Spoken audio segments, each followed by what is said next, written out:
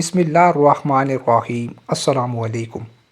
امام ابو حنیفہ نے قاضی ابو یوسف یعقوب بن ابراہیم کوفی کو چند آداب سکھائے اور انہیں ان پر کاربند رہنے کی ہدایت کی۔ انہوں نے ان پر عمل کیا تو چیف جسٹس کے عہدے پر فائز ہو گئے اور عزت آبرو سے زندگی بسر کرتے رہے۔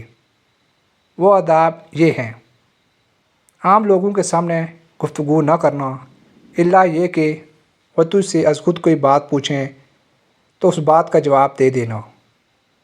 نوخیز لڑکوں سے گپ شپ نہ کرنا کیونکہ وہ فتنے کا دروازہ ہیں۔ نہ سیر سپاٹے اور گھومنے پھرنے کے لیے بازار کا رخ کرنا۔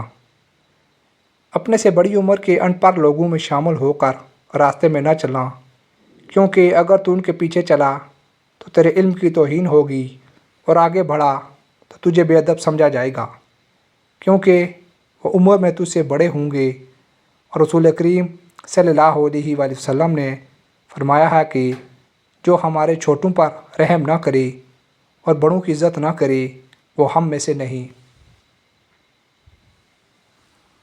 کثرت سے نہ ہنسنا کیونکہ اس طرح دل مردہ ہو جاتا ہے۔ راہ چلتے وقت دائیں بائیں نہ جھانکنا بلکہ زمین پر نظر رکھنا، الا یہ کہ مجبوراً دیکھنا پڑ جائے۔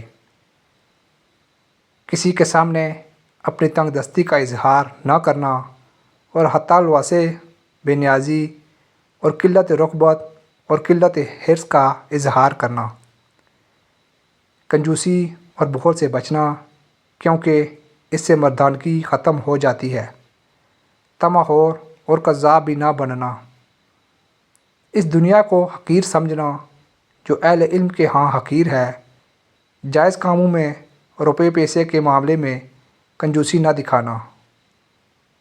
باہمت انسان بننا کیونکہ کم ہمت انسان کی کوئی وقت نہیں ہوتی اور وہ لوگوں کی نگاہوں میں گر جاتا ہے۔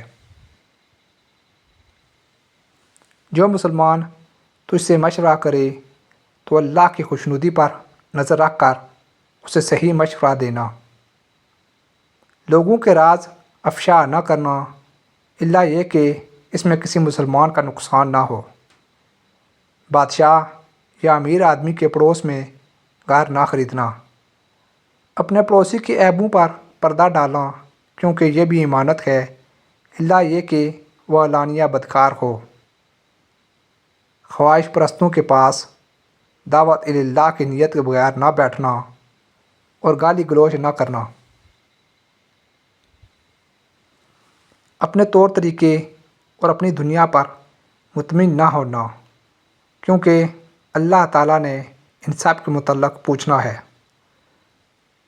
ہر مہینے چند دنوں کے روزے ضرور رکھنا تاکہ دوسرے بھی تجھے دیکھ کر روزے رکھنا شروع کر دیں۔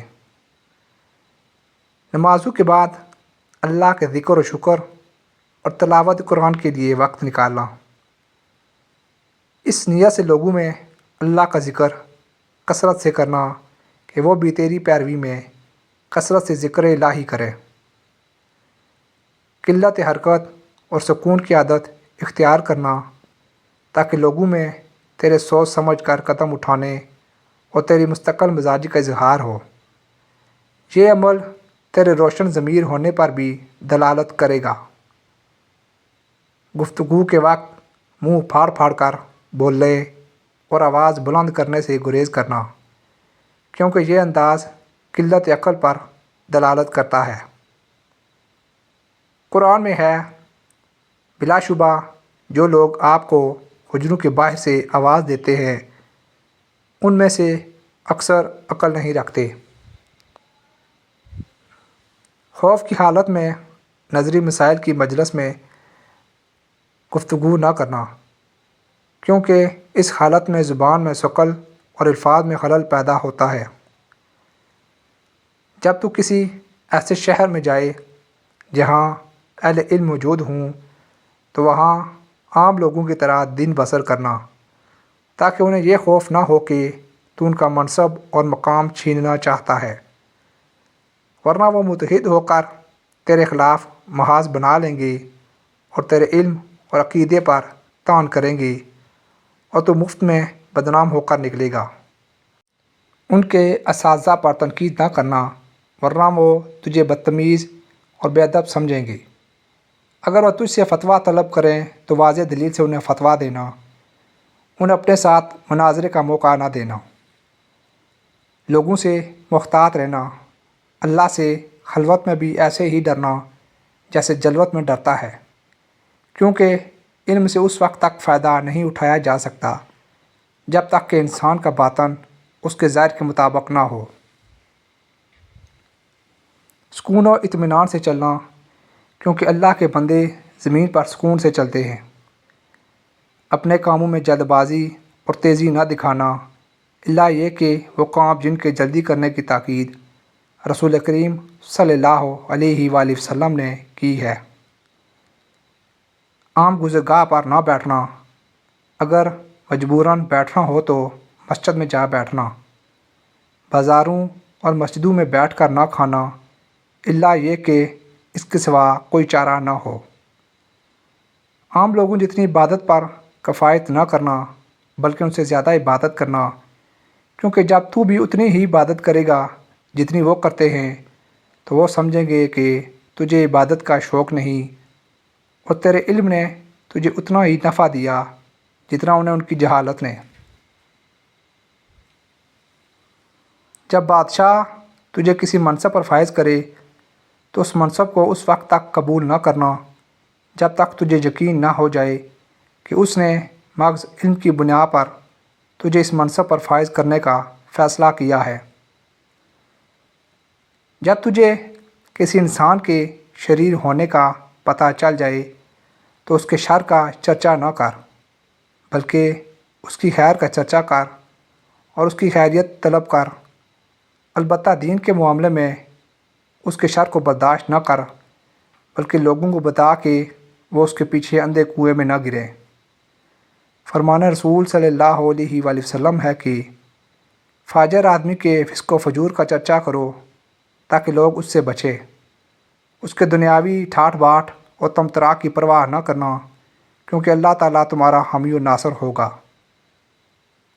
اگر تو نے ایسا کر دکھایا وہ تجھ سے ہیبت کھائیں گے اور دین میں بدعت جاری نہ کریں گے۔ جب مؤذن اذان دے تو سب سے پہلے مسجد میں داخل ہونے کی تیاری کر، تاکہ عام لوگ تجھ سے سبقت نہ لے جائیں۔ اپنا دنیاوی کاروبار کسی دیندار آدمی کے سپرد کر کے خود علم میں مشغول رہنا۔ اصول مناظرہ سے عاری اور جاہ و حشمت کے پجاری مولویوں سے مناظرہ نہ کرنا، کیونکہ انہیں تیرے حق پر ہونے کی شرم نہیں، وہ تو صرف تیری رسوائی چاہتے ہیں، نہ ہی گھسے پٹے مسائل پر بحث کرنا۔ جب تو کسی قوم میں موجود ہو تو از خود ان کی امامت نہ کرنا۔ جب تو امراء و کبراء کی مجلس میں داخل ہو تو اس وقت تک نمایاں نشست پر نہ بیٹھ جب تک وہ تجھے خود نہ بٹھائے، ورنہ ہو سکتا ہے کہ وہ تیرے ساتھ بد اخلاقی کرے اور تجھے اس نشست سے اٹھا دے۔